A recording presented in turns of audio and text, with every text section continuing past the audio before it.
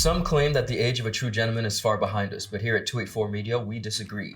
He may appear in different guises today, but the values and ideals that make him a gent still stand. Gentlemen, aspiring gentlemen, and of course, our partners that hold us down. I'm Ron Grant. You're joined, of course, watching Season 6 of The Art of a Distinguished Gentleman. Thank you so much for joining us. Now, it's not always about suits, bow ties, but instead real-life lessons that truly translate to grounded, community-minded, well-rounded men. My next guest is perhaps one of the most talented football professionals you will ever come across. Of course, he's a student as well. Robbie Green. Of course, he's going to share his amazing journey through athletics, but really speak about the journey and what it does for him. We'll be right back after a quick commercial break. Gentlemen, it's time to discover That Guy Experience. We are a product line specifically catering to the men with beards. Our products are 100% natural and handmade right here in the BVI. Butters, oils, and cleansing products, all designed to add softeners, shine, and growth to your beard and hair. Visit us at Meraki Hair Clinic or thatguybvi.com and begin your journey as that guy. We are a life-changing experience. That Guy Hair and Beard Products. Orange alert! Orange alert! Fire is spreading across the BVI. The fastest, most reliable, and affordable fiber internet service is here for you. Look out for Fire in these new locations: Slaney, Duff Bottom, Manual Reef, Seacouse Bay, Albion, Hannah's, Palestina, Pleasant Valley, and Havers. Fiber is in your area. Call 444-4444 or visit a CCT store to find out more and bring it home. More locations coming soon.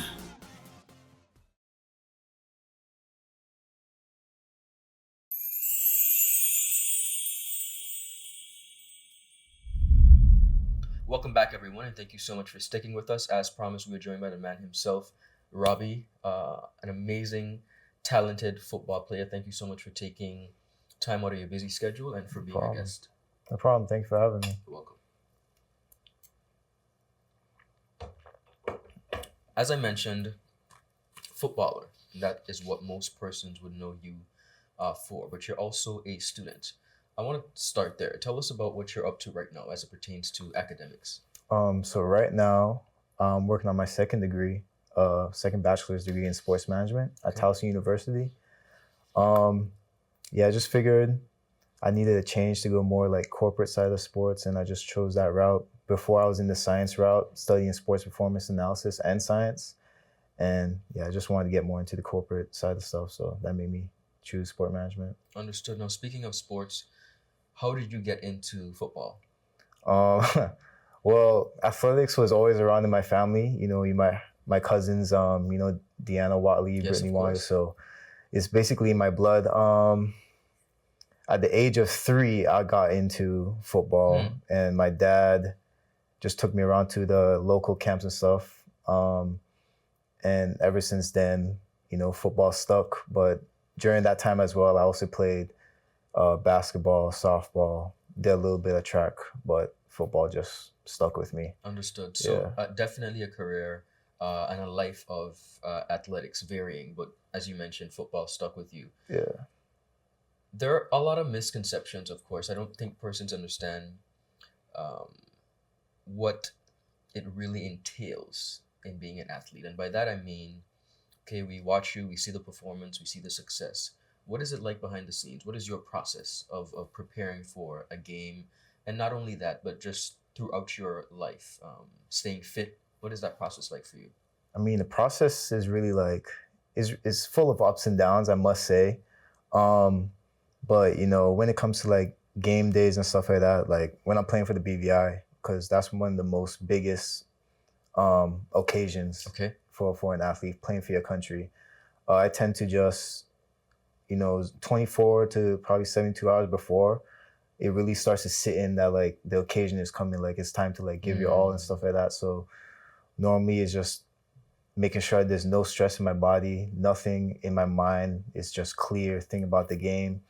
I tend to cut communication off 24 hours. So the only people that can actually reach me is like my family. So my mom, my dad, and close friends, I'd say. But even they know it's like, okay, nah, Robbie's Yeah, like yeah, in yeah. game mode. So but yeah, for communication wise, that's my preparations. Body wise, I tend to just relax, go over game plans, situations that we've been through, situations that's gonna come, because we do a lot of studying on Okay. the other team. So it's just that's basically it. Understood. Yeah. Now, when you look at the holistic sport of football, Mhm. and let's take of course the BVI. You are part of the BVI team. Yeah. What do you think athletes like yourself need most from their community?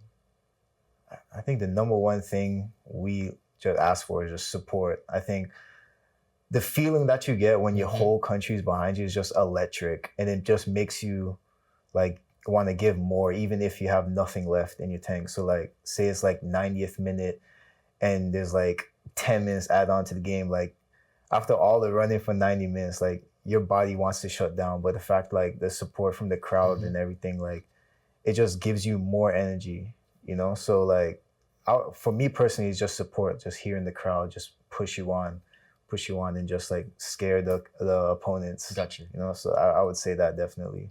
One of the things that I find very interesting when it comes to athletics is the uh, psychological impact Mhm. of the depth of athletics on athletes, and this is across all sports. Yeah. How important do you think that is for athletes to have that support in regards to their mental health and having avenues of where they could feel safe?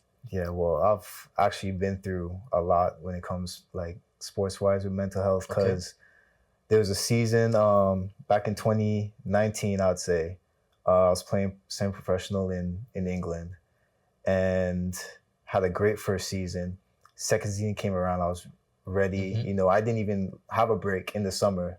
Off season, I was training. It wasn't even off. So did all that, put myself in a position where I was like highly looked upon to start and stuff like that.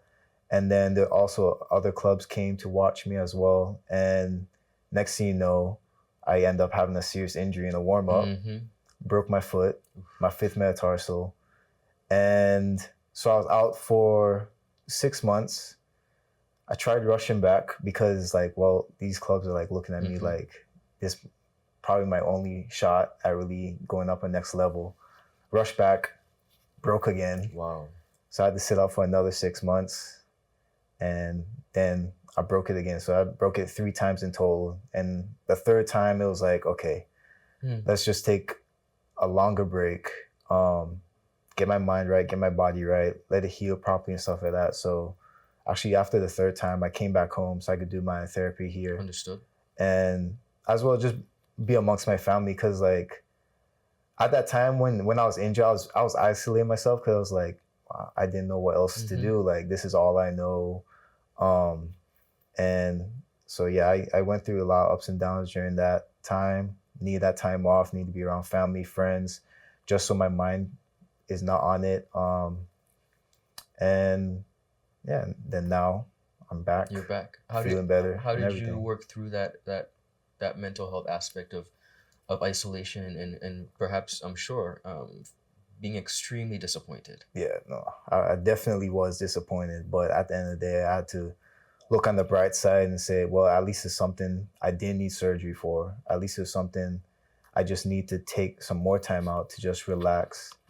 And at the end of the day, like the thing with football, you always get second chances, even though Okay. you might not think there's no second chance. There's always, time.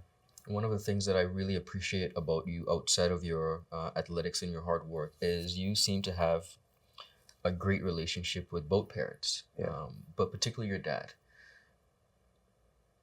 What role would you say he played in the distinguished gentleman that we see before us today? I think he wasn't just a father.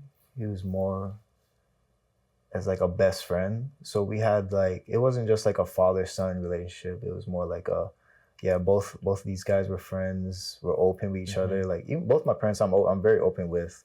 Like I'm an only child, so I have no choice. But no, I'm open with both.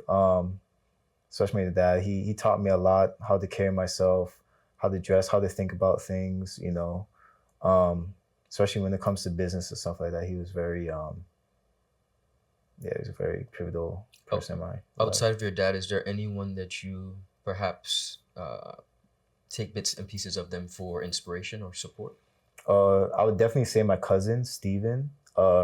Career-wise, he's up there. Especially the way he carries himself. I think like the people that I surround myself with, they're very Good stock. yeah, they're very like they carry themselves at like a high value, and I think it's good to surround yourselves with people like that, especially like-minded people, because then you can only go up from there. You can't really go down. But yeah, I would say my cousin Steven. Yeah. One of the things that athletics provides is an opportunity to travel. You seem extremely well-traveled, and you have another trip coming up. And if you don't mind me saying, that's Paris, right? Yeah. You're attending the Paris Fashion Week. Yep. What would you say to persons and in your ability to have the opportunity to travel? What has it done for you? It's definitely allowed me to meet new people, network, open your eyes to different cultures as well, or even see similarities in cultures here compared to abroad. Because actually, one of my favorite trips, I'd say, is visiting Morocco. And to see the resemblance of like our culture to theirs was very actually exciting. It's like, I'll do one example. So we have bush tea here. They have bush tea over there. Okay. The only thing they do is just add tons of sugar to it, and it tastes amazing. Wow. But no, it's just opening your eyes and just realizing different situations in different countries across the globe. Like it's very humbling. Speaking of bush tea, I have a series of questions for you. What is your favorite Virgin Islands cuisine? Virgin Islands cuisine. Jesus. Put me on the spot. I don't know if I could choose one. There's plenty.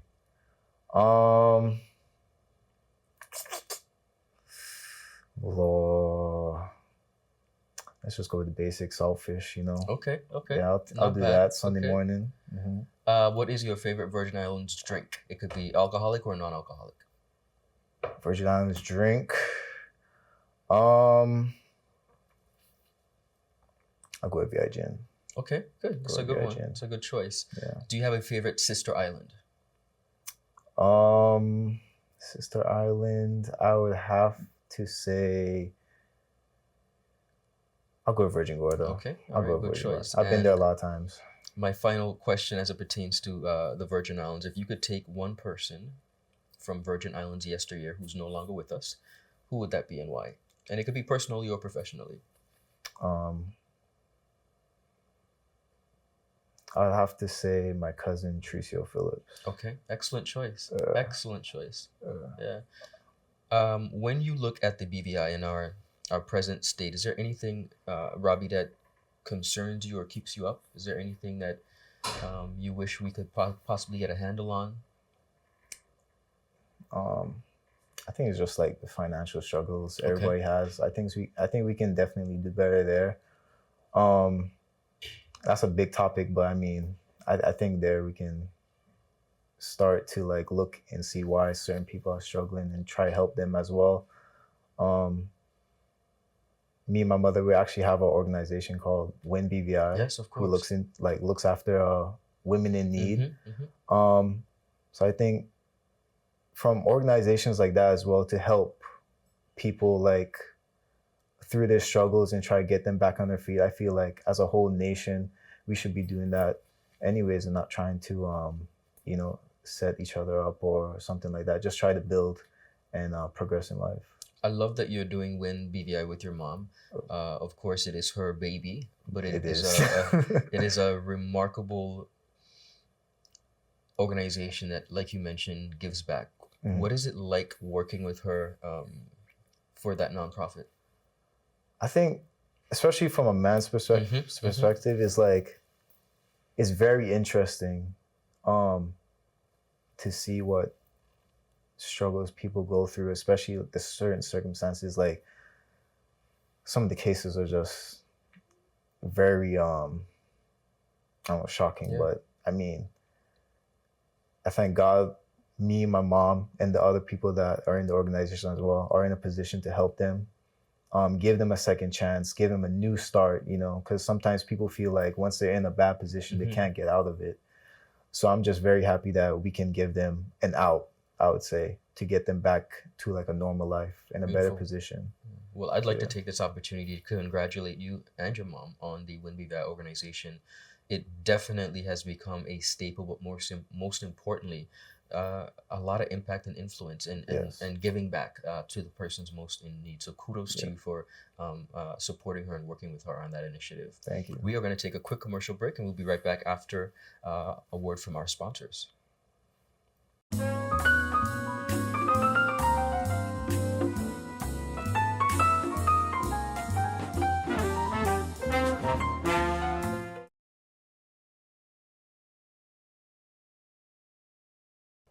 Welcome back, viewers, and thank you so much for sticking with us. We are chopping it up with the football powerhouse, the man himself, Robbie.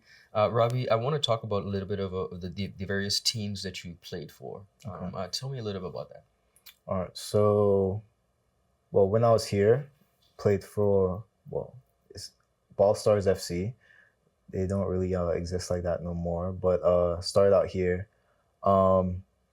Then went over to the UK, played for Hyde United FC, which is semi-professional, and then also Andover Town FC. Then after that, when COVID hit, Mhm. you know, everything shut down. And then I came back here for some time and I played with Wallius FC. Then after that, went back up to the US and I play for Baltimore City FC now. Wonderful. Yeah. I want to talk about the art of sports management, as that is one of your areas of focus in your study. How important is it for athletes to have solid management? Solid management. I think it's just having the right people in your circle. So making sure you have somebody that deals with, I'd say, your accounts, make Mhm. sure they're all in order. Make sure the various things you want to do, like say like events, sporting camps, stuff like that, just having the basis knowledge of that is very influential. And also your social media, making sure you're like viewed a certain way, but also authentic and different. Beautiful. What would you say the business aspect Mhm. of football has taught you? It's harsh. Sports on Honest, yeah. sports on a whole is harsh because Hmm. you can get so many rejections, but you have to have that resilience and patience and drive to finally get that one yes. So I definitely say like, decision making and patience is definitely something sports has taught me. What would you say attributed to the fact that you never gave up? Because you mentioned about rejection, and I'm sure this is something that everyone, of course, would experience, but particularly to sports, and everyone doesn't deal with that rejection Yeah. in the same way. Why did you choose to continue? I think it's just the love and thrill for the sport, definitely. Just when I step out on the pitch, I just don't feel anything. I feel Mm. like I'm just on an island by myself. Like I can just do whatever I want and have fun. But yeah, it's definitely that, just the freedom and just not worrying about anything. Understood. Mental peace. Beautiful, beautiful. Now you are gearing up, of course, to play. We took the opportunity while you were here to play, to sit down with you. Let's talk about the next generation of footballers, because at some point, you and I would have to pass it on. What do you think you'd like to be remembered most for as it pertains to your contribution to football? I think I want to be remembered as someone that never gave up. Just want to be symbolized as someone who's been through it all and still gives them its all. Second would be